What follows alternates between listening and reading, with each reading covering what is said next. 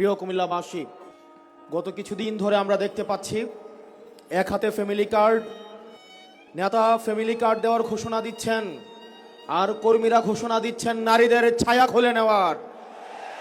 Family card দিয়ে নাকি নারীদের এম্পাওয়ারমেন্ট করা হবে, অথচ আমরা দেখতে পাচ্ছি কর্মীদের ছায়া খুলে নিচ্ছে, পেটে লাথি মারছে, হিজাব খুলে নেওয়ার মতো ঘটনা ঘটছে।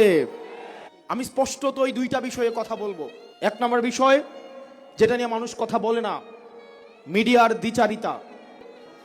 আপনি দেখবেন বিশেষ করে যেসব মিডিয়া জুলাইয়ে দৌড়ানির উপরে ছিল, সময় টেলিভিশন, ৭১ টেলিভিশন, ডিবিসি, তারা বিএনপির ঠিকাদারি নিয়েছে।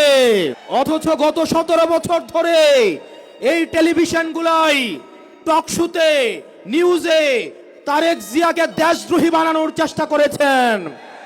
বিএনপি বিশ্বাস করেন কিছুদিনের মধ্যেই এই মিডিয়াগুলো আপনাদের পেটে এবং পিঠে ছুরি মারার জন্য রেডি হয়ে গিয়েছে।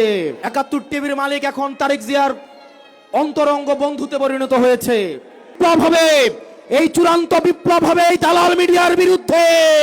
দ্বিতীয়ত, প্রশাসনের যে ভাইয়েরা রয়েছেন, মিলিটারিতে যারা চাকরি করেছেন, আপনাদের প্রতি মানুষের যে অনাস্থা তৈরি হয়েছে, সেই অনাস্থা পুনরুদ্ধারের সময় হচ্ছে এই নির্বাচন। এই নির্বাচনের মধ্য দিয়ে পুলিশ প্রশাসন এবং মিলিটারি, আপনারা জনগণের বন্ধু হয়ে উঠুন। আপনারা কোনো দলের নয়। আমরা আপনাদের কথা দিচ্ছি, আপনারা বিএনপি হওয়ার দরকার নাই, আপনারা জামাত হওয়ার দরকার নাই, গুলশানে লাইন দেওয়ার দরকার নাই, ধানমন্ডিতে যাওয়ার দরকার নাই, মগবাজারে যাওয়ার দরকার নাই। আপনাদের বৈধতা কেবলমাত্র জনতা। আপনারা বেনজির হারুনের ঘটনা ভুলে যায়েন না, আপনারা ওসি প্রদীপের ঘটনা ভুলে যায়েন না, আপনারা ডিবি হারুনের কথা ভুলে যায়েন না। প্রিয় সেনাবাহিনী, আপনাদের কাঁধে আজ একটা মহান দায়িত্ব এসে পড়েছে। আপনারা কত স্বচ্ছ, নিরপেক্ষ এবং অংশগ্রহণমূলক নির্বাচন জাতিকে উপহার দিতে পারেন, সেটার মধ্যে আপনাদের আস্থা ফিরে আসবে।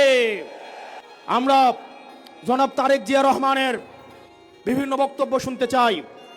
অত্যন্ত পরিতাপের বিষয়, হা ভোট এবং না ভোট নিয়ে ওনার একটা শব্দ আমরা দেখতে পাই নাই। জনাব তারেক জিয়া, আপনি স্পষ্ট করুন আপনার বিবেক এবং মুখ কোথায় বর্গা দেওয়া আছে। গত দীর্ঘ ১৭ বছর বিএনপি জামাতের অসংখ্য নেতা কর্মী গুম হয়েছে, খুন হয়েছে। এই রাষ্ট্র ব্যবস্থা সংস্কারের জন্য হাসিনা ব্যবস্থার বিচার ব্যবস্থা ভালো, হাসিনার পুলিশ ভালো, হাসিনার প্রশাসন ভালো, কেবলমাত্র হাসিনাই ভালো না। আজকে আপনারা হাসিনার সবকিছুকেই টিকিয়ে রাখতে চাচ্ছেন। যারা হাসিনার ব্যবস্থা টিকিয়ে রাখতে চাইবে, আমার ভাই আব্দার ফাহাদের মতো, আমার ভাই হাদির মতো, আমার ভাই আলিফের মতো আমরা যুগে যুগে রাস্তায় নেমে আসবো ইনশাআল্লাহ। বাংলাদেশ স্পষ্টত এই দুই ভাগে বিভক্ত। এক ভাগ গোলামীকে বরণ করার জন্য প্রস্তুত হচ্ছে, আরেক ভাগ আজাদির পক্ষে অবস্থান নিয়েছে। আমরা জানি আমাদের পথটা লম্বা, আমাদের এই লড়াইটা অনেক দীর্ঘ। আমাদেরকে আবার সুপ্ত, গুপ্তর এই ধরনের তৃতীয় শ্রেণীর ভাষা দিয়ে আবার হত্যাযোগ্য করে তোলার ষড়যন্ত্র করা হচ্ছে।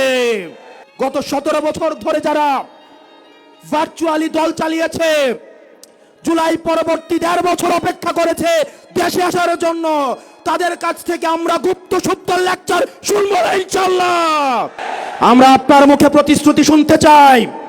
কুমিল্লার এই মাইক্রো ইকোনমিকে, কুমিল্লাকে সব সময় বলে আঞ্চলিক বৈষম্যের শিকার হতে হয়েছে।